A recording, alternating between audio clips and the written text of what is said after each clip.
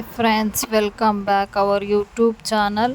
ಇವತ್ತು ಕೋಸಿನ ಗ್ರೇವಿ ಮಾಡೋದಕ್ಕೆ ಹುರುಗಡ್ಲೆ, ಟೊಮೊಟೊ, ತೆಂಗಿನಕಾಯಿ, ಕೊತ್ತಂಬರಿ ಸೊಪ್ಪು, ಚಕ್ಕೆ, ಲವಂಗ, 2 ಈರುಳ್ಳಿ, 2 ಟೊಮೊಟೊ, ಸ್ವಲ್ಪ ಕೊತ್ತಂಬರಿ, ಸ್ವಲ್ಪ ಕಾಯಿ, ಹುರುಗಡ್ಲೆ ಎಲ್ಲ ಇಷ್ಟನ್ನು ಮಿಕ್ಸಿಗೆ ಹಾಕಿ ರುಬ್ಕೊಬೇಕು. ಸಣ್ಣಗೆ ನೈಸಿಗೆ ಸ್ವಲ್ಪ ರುಬ್ಕೊಬೇಕು. ತರ್ತರಿ ಆಗಬಾರ್ದು, ಟೇಸ್ಟ್ ಇರಲ್ಲ. ಸ್ವಲ್ಪ ಸಣ್ಣಗೆ ರುಬ್ಬಿದ್ರೆ ಟೇಸ್ಟ್ ಇರುತ್ತೆ. ಕುಕ್ಕರ್ಗೆ ಇವಾಗ ಎಣ್ಣೆ ಹಾಕಿ ಸಾಸಿವೆ ಹಾಕ್ತೀನಿ. ಎಣ್ಣೆ ಕಾದ ನಂತರ ಶುಂಠಿ ಬೆಳ್ಳುಳ್ಳಿ ಏನು ಪೇಸ್ಟ್ ರೆಡಿ ಮಾಡಿ ಇಟ್ಕೊಂಡಿದ್ದೀನಿ, ಅದನ್ನು ಹಾಕ್ತಾಯಿದ್ದೀನಿ.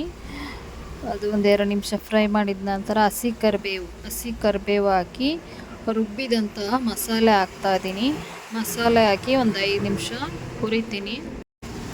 ನಂತರ ಅರಿಶಿನ ಪುಡಿ, ಖಾರದ ಪುಡಿ, ಧನಿಯಾ ಪುಡಿ, ರುಚಿಗೆ ತಕ್ಕಷ್ಟು ಉಪ್ಪು ಹಾಕಿ ಒಂದು 5 ನಿಮಿಷ ಫ್ರೈ ಮಾಡಿ, ನಂತರ ನೀರು ಎಷ್ಟು ಬೇಕೋ ಅಷ್ಟು ನೋಡಿ ಹಾಕ್ಕೊಳ್ಳಿ.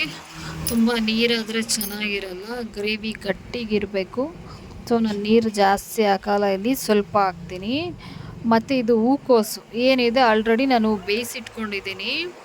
ಸ್ವಲ್ಪ ಅದು ಹುಳ ಎಲ್ಲ ಇರುತ್ತೆ ಅಂತಾರಲ್ಲ, ಅದಕ್ಕೆ ಹುಳ ಇರಲ್ಲ, ಬಟ್ ಒಂದೊಂದರಲ್ಲಿ ಇರುತ್ತೆ. ಅದಕ್ಕೆ ಉಪ್ಪು ಹಾಕಿ ನಾನು ಸಪ್ರೇಟಾಗಿ ಬಿಸಿನೀರಲ್ಲಿ ಬೇಯಿಸಿಟ್ಕೊಂಡಿದ್ದೀನಿ. ಬೇಯಿಸಿಟ್ಟಂಥ ಹೂಕೋಸನ್ನ ಹಾಕ್ತೀನಿ ಸಾಂಬಾರು ಕುದ್ದಾದ್ಮೇಲೆ 5 ನಿಮಿಷ ಆದಮೇಲೆ. ಸೊ ಇದು ಪೂರಿಗೆ, ಚಪಾತಿಗೆ, ದೋಸೆ ಅಂತೂ ಸೂಪರಾಗಿರುತ್ತೆ. ಇವತ್ತು ನಾನು ಇಡ್ಲಿ ಮಾಡಿದ್ದೀನಿ, ಇಡ್ಲಿಗೋಸ್ಕರ ಈ ಗ್ರೇವಿ ಮಾಡಿದ್ದೀನಿ. ಇಡ್ಲಿಗೂ ಸೂಪರಾಗಿರುತ್ತೆ ಸಾಂಬಾರಿಗೆ ಟೇಸ್ಟಿ. ಯಾವಾಗಲೂ ಒಂದೇ ಬೇಳೆ ಸಾರು ಮಾಡೋದ್ರಿಂದ ಮಕ್ಕಳು ತಿನ್ನೋದಿಲ್ಲ. ವೆರೈಟಿ ಗ್ರೇವಿ ಮಾಡಬೇಕು ಇಡ್ಲಿ ದೋಸೆಗೆಲ್ಲ, ಅವಾಗ ಇಷ್ಟಪಟ್ಟು ತಿಂತಾರೆ. ಮತ್ತು ತರಕಾರಿ ಎಲ್ಲ ಇದ್ರಲ್ಲಿ ಚೆನ್ನಾಗಿ ಬೇಯುತ್ತೆ.